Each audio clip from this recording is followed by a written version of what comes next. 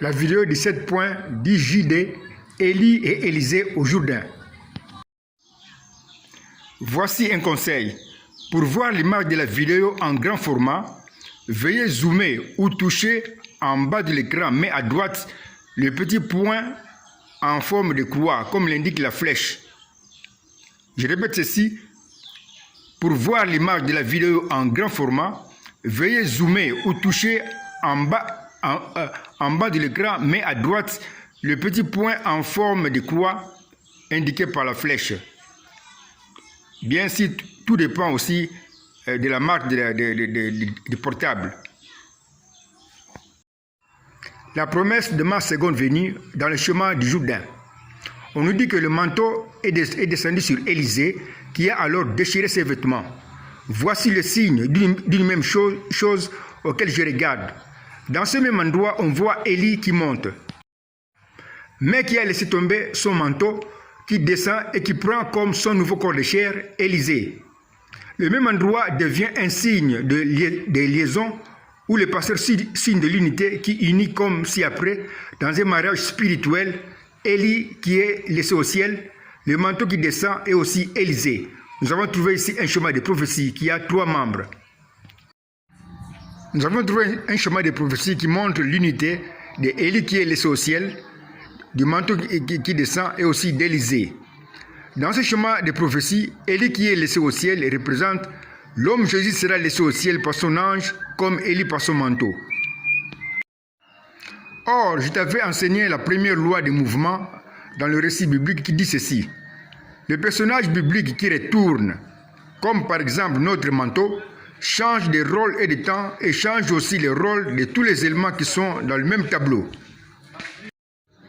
Si dans le sens de la montée d'Élie, nous sommes dans ma pensée au temps de ma première venue comme Messie, Élie représente le Messie à sa première venue. Le manteau représente aussi le Messie parce que même ensemble avec Élie, Élisée représente mon Église. Alors dans le sens retour du manteau, il change de rôle et devient dans ma pensée l'ange de Christ. Nous sommes alors au temps de ma deuxième venue comme Messie Jésus-Christ. Élie représente l'homme Jésus laissé au ciel à ma deuxième venue.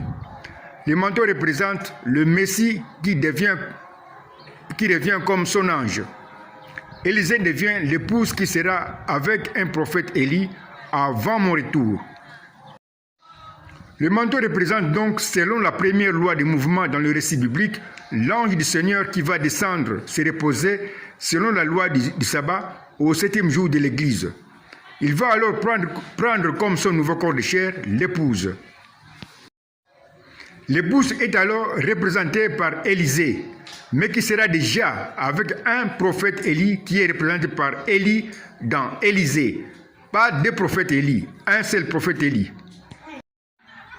Nous avons le chemin qui montre l'unité d'Élie qui est laissé au ciel, du manteau qui descend avec une double onction, et aussi d'Élisée. Nous pouvons compléter le chemin que nous lisons en bas comme l'indiquent les 3 flèches. Nous lisons en bas la prophétie. L'homme Jésus qui est représenté par Élie.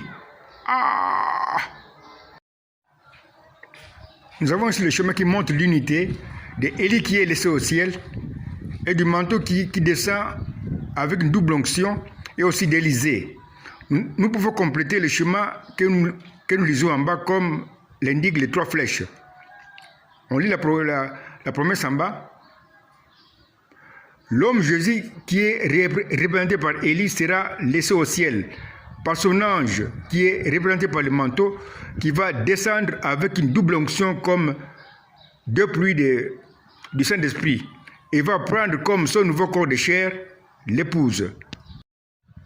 Mais une épouse qui sera déjà avec un prophète Élie qui est représenté par Élie dans Élisée. Or, cette même prophétie de ma seconde venue, trouvée dans le chemin du Jourdain, se retrouve aussi dans le chemin de mon tabernacle.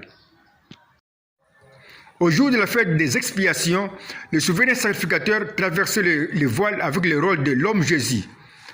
Mais à son retour, selon la première loi de mouvement dans le récit biblique, il est dans le rôle de l'ange du Seigneur qui a laissé son propre corps de chair, Jésus, au ciel et qui descend sur la terre.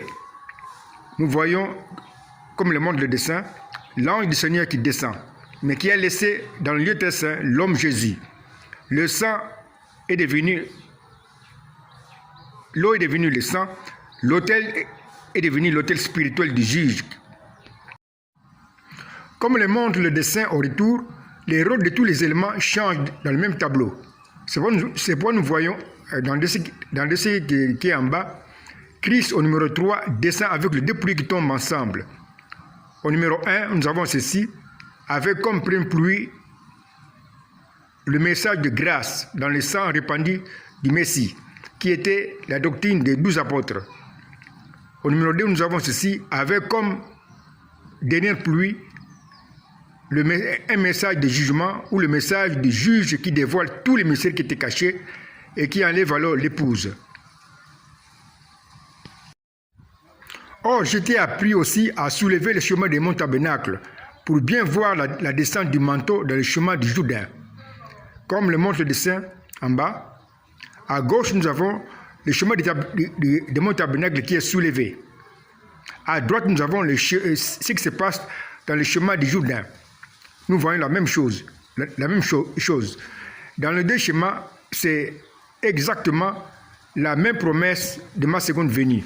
Après tout, c'est ma propre Bible que je t'ai appris à manipuler avec précision.